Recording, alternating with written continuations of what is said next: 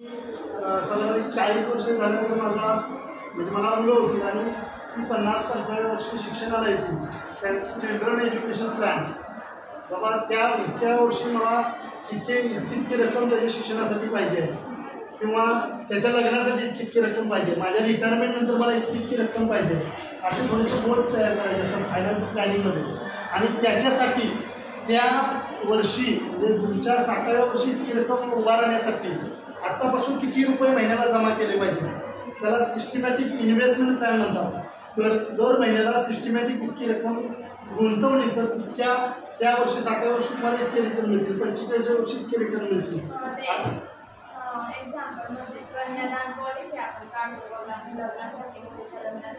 बरोबर फक्त ती रक्कम त्या योजनेत गुंतवली जाते. पण म्युच्युअल फंडामध्ये सिस्टमॅटिक इन्व्हेस्टमेंट केलेल्या इन्व्हेस्टमेंटला SIP सिस्टमॅटिक इन्व्हेस्टमेंट प्लॅन म्हणतात.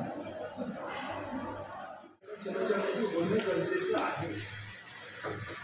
आज फॉरेन कंट्रीमध्ये मी मगाशी तुम्हाला विषय उदाहरण दिली.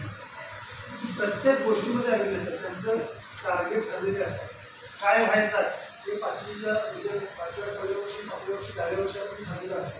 आपल्याकडं आपण 15-20 वर्षापर्यंत काढून की आपल्याला अजून ध्येय माहीत नाही, आपण काय म्हणजे करिअर करणार आहोत हे माहीत नाही दिला पाहिजे. मग कसा मग ते काय करतात, बँकेमध्ये गुंतवणूक करतात. ते 10% रक्कम म्हणजे समजा 25,000 रुपयाचे 2,500 रुपये होतात. मग 2,500 रुपयाचे काय करतात, एक 500 रुपये बँकेमध्ये, 500 रुपये पोस्ट ऑफिसमध्ये, 500 रुपये म्युच्युअल फंडमध्ये, 500 रुपये शेअर मार्केटमध्ये, असं ते फायनान्स प्लॅनिंग करतात. आणि त्या प्लॅनिंगनुसार ते वेगवेगळ्या जे काही त्यांच्याकडे क्षेत्र उपलब्ध आहे त्यांना माहिती आहे त्या क्षेत्रामध्ये त्यांच्या त्या प्लॅनिंगनुसार होते जेणेकरून दिला पाहिजे. मग कसा मग ते काय करतात, बँकेमध्ये गुंतवणूक करतात. ते 10% रक्कम म्हणजे समजा 25,000 रुपयाचे 2,500 रुपये होतात. मग 2,500 रुपयाचे काय करतात, एक 500 रुपये बँकेमध्ये, 500 रुपये पोस्ट ऑफिसमध्ये, 500 रुपये म्युच्युअल फंडमध्ये, 500 रुपये शेअर मार्केटमध्ये, असं ते फायनान्स प्लॅनिंग करतात. आणि त्या प्लॅनिंगनुसार ते वेगवेगळ्या जे काही त्यांच्याकडे क्षेत्र उपलब्ध आहे त्यांना माहिती आहे त्या क्षेत्रामध्ये त्यांच्या त्या प्लॅनिंगनुसार होते जेणेकरून आपल्याकडे जनजागृती होणे गरजेचं आहे. आज फॉरेन कंट्रीमध्ये मी मगाशी तुम्हाला विषय उदाहरण दिली. प्रत्येक गोष्टीमध्ये आलेले असतात, त्यांचं टार्गेट ठरलेले असतात. काय व्हायचं आहे ते 5वीच्या म्हणजे 5व्या 6व्या वर्षी 7व्या वर्षी 10व्या वर्षामध्ये ठरलेलं असतं. आपल्याकडं आपण 15-20 वर्षापर्यंत काढून की आपल्याला अजून ध्येय माहीत नाही, आपण काय म्हणजे करिअर करणार आहोत हे माहीत नाही. मी साधारण 40 वर्ष झाल्यानंतर माझा म्हणजे मला मुलं होती आणि ती 50-45 वर्ष शिक्षणाला येतील.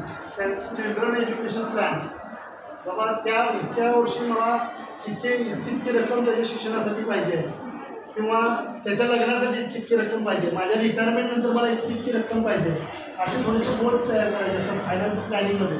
आणि त्याच्यासाठी त्या वर्षी म्हणजे तुमच्या 60व्या वर्षी इतकी रक्कम उभा राहण्यासाठी आत्तापासून किती रुपये महिन्याला जमा केले पाहिजे, त्याला सिस्टमॅटिक इन्व्हेस्टमेंट प्लॅन म्हणतात. तर दर महिन्याला सिस्टमॅटिक इतकी रक्कम गुंतवली तर त्या वर्षी 60व्या वर्षी तुम्हाला इतके रिटर्न मिळतील, 45व्या वर्षी इतके रिटर्न मिळतील.